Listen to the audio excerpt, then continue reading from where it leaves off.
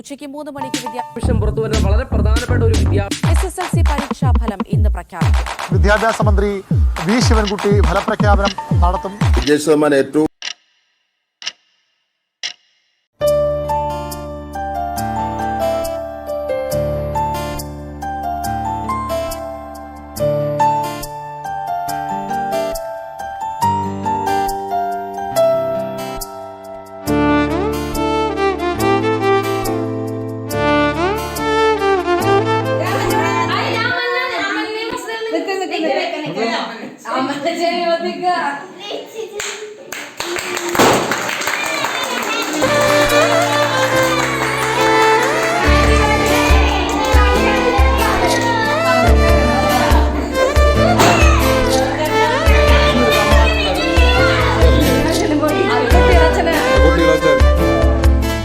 കുട്ടികളച്ഛൻ ആഘോഷിക്കുകയാണ്.